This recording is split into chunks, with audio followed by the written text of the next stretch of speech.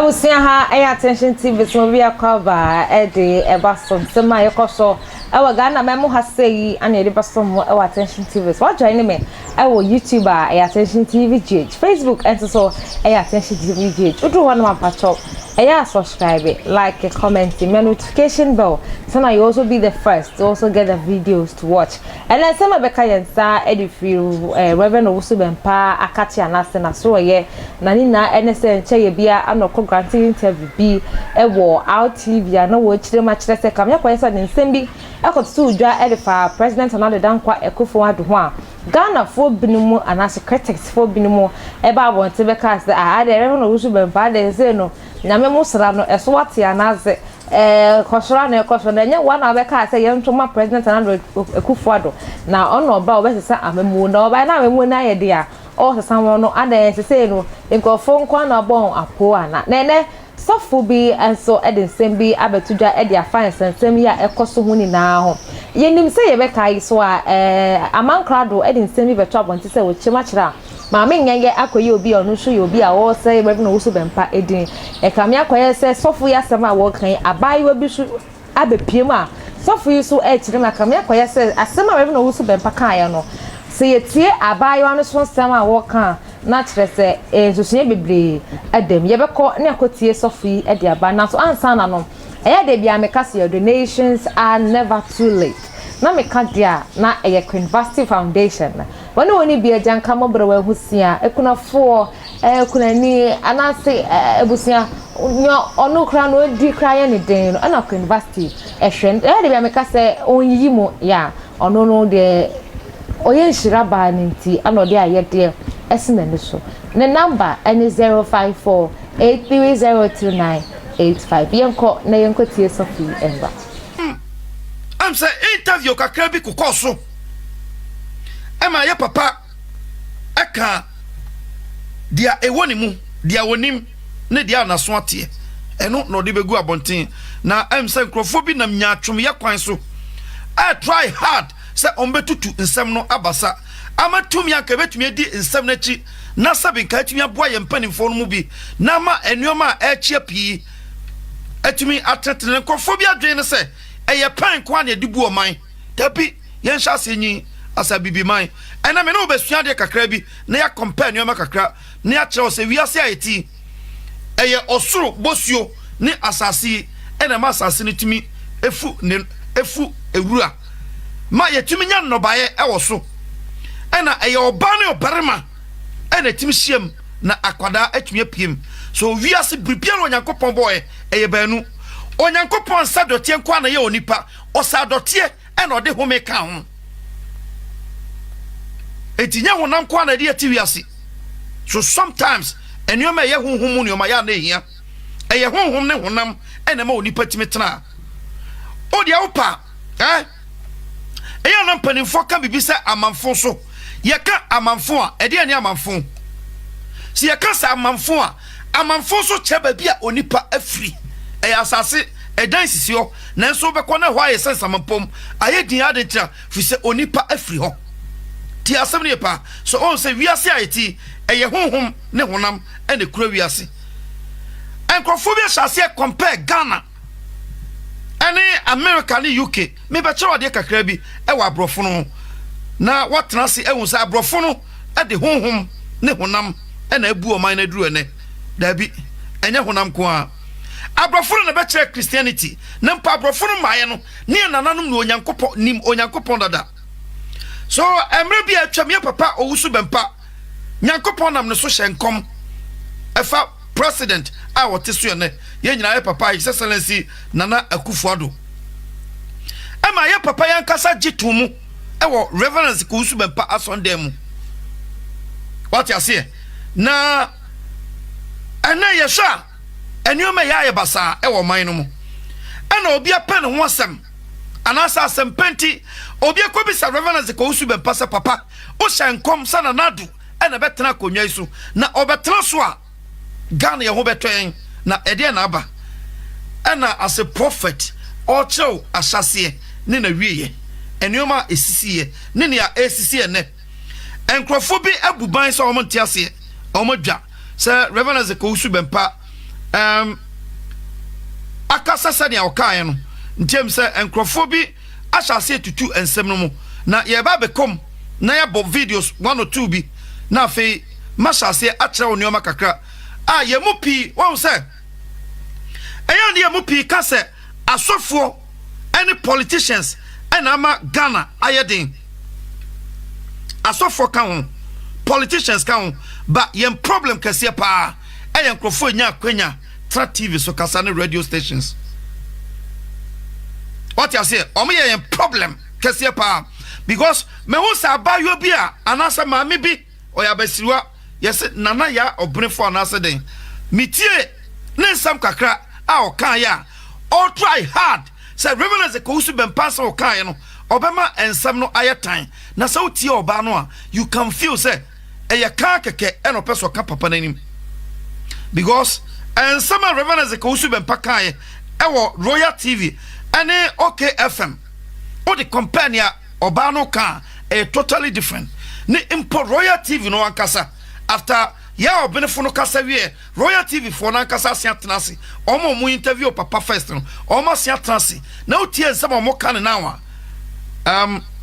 ye ba sisi ye twa enwa ba ye ba ya na ye djumadi no echiche so onyankopon sha obi bia waba so na me kai 26 July a edi anim ye djumadi kase pa ekoso fix agrada demonstration ekoso dendende me pacho ema saada no empa utri so se wo Ghana nko akoboa na djumadi no entumi enkoso ye na yempanifo no hu se ba bia aduru no afede eyafon sania anamotuo bi betumi abawom enti onyankopon shaw mamenya quick na mentwa me hombra sisia me pa ya na is a quick ya di djumadi no echiche so dendende me ba sisia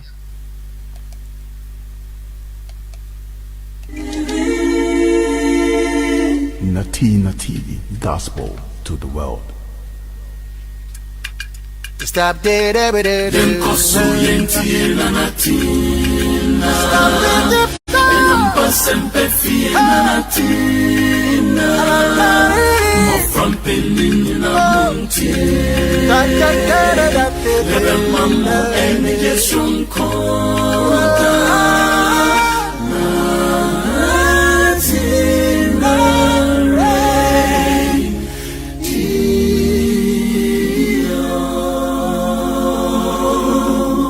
Natina Radio, gospel to the world. Na me koso akayo agrada fix agrada demonstration me pacho ma uremfi na obode ro kase e wo ho sadia eda no betumi aye eda kase ne nyina mo na me kan fo top connect amawo se eba no sikamane mu a top connect e the best rate no wo high de bia sikadodo bia so a obesende no e free and e boss no fees e free enti me pacho be shase a download sa app e wo Play Store na se Apple Store na wo shase so usika bia wo de be ko Ghana no o sende afa top connect usika no be kwa kodru jojo ama weni agi na se emponso ekoba se e bia uhia top connect contact numbers na wa frɛ o ma me ba cho numbers enegu ase no wo betumi afrɛ sa number e mu bia o frɛ on sa be ka top connect na emwo bia uhia no o motimi edi ama ofefefe sanso na make for BB Plus event amawo say eba na CC mu BB Plus event the best into me pacho say party bi na opesa woto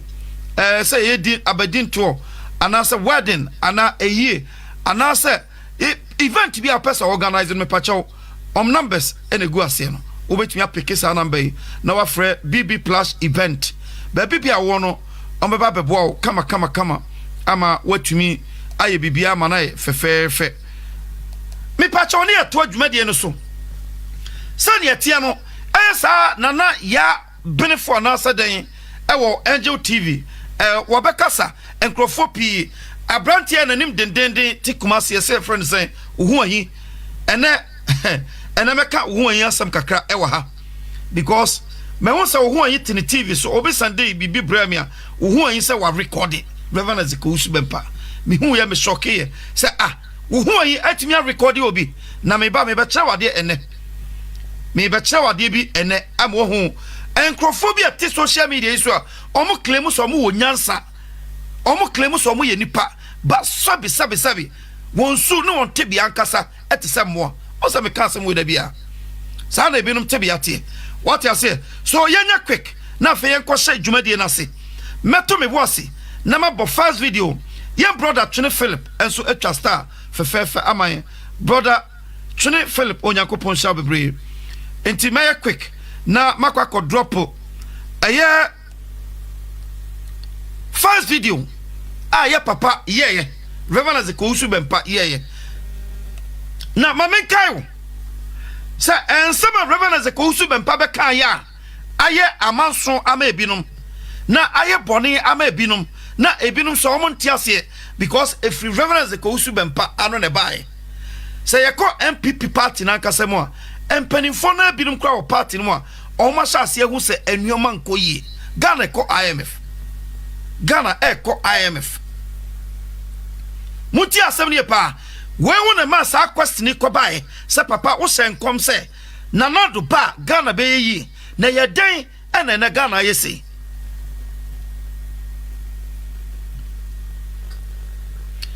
ana Rev Owusu Bempah ebe koti ama won se se hwe Bible no mu a esi pen enye ma brisu na dikan ana wa brisu na dikan nemom ebi esi pen eno koti mai says ebrisei odefo bi sorry ye opeja ohine bi sesi akonwa so sei na kwabae nti problem aye face ene ne etie ne enkrofo bi so amonte ase adentina Rev Owusu Bempah de honhom nsem ebe bata ene situation a yewomi ba situation yewomi ena momo ade honhom nsem to it say Rev Owusu Bempah ne kai say honhom fem na nado be magana ayeye na ade na Ghana achi na papa no ansa wo say honhom no papa no nyina dia ogina no dia ogina ye de ne si akonwa no so no enye ho ena ogina ene problem ni nyina eni nti dia meto me wose na me no wabo video so no mako na ma kire wade bi wo ha na mama wo hu say enkrofo pete radio so TV so kasa omo ye problem em Africa oh because omo try to be divert attention bia Rev Owusu Bempah some kai say to interview bia kebetumi akosene na nado akoma mu because me myself His Excellency Nana Akufo-Addo emre o call Rev Owusu Bempah asonde mu na no asem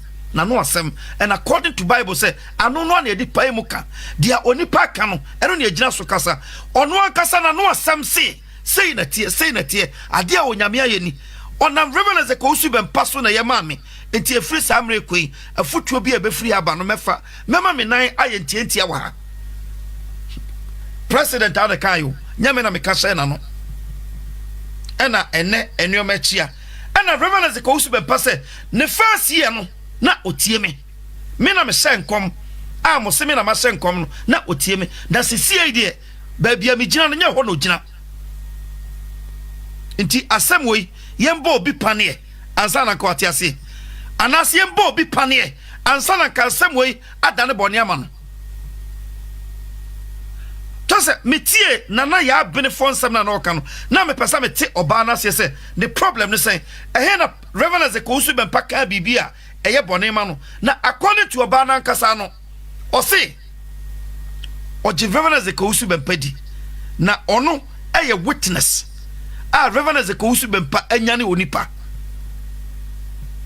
obianti o ono ankasa ye witness a Rev Owusu Bempah anyane onipa na obia wo ya witness se watimi anyane onipa wona wo ka onyame na meka so wa no watumi anyane onipa a wanka se wehu no edie na epushu ene a wo doubt ne nsema wo ka what you say na sanioma we ye nyina ye bi pen e wo Ghana but ene obi a wo tie bibia so obetie mi anko ntie sa asemi ye doubt enuoma bebre e wo ya brabom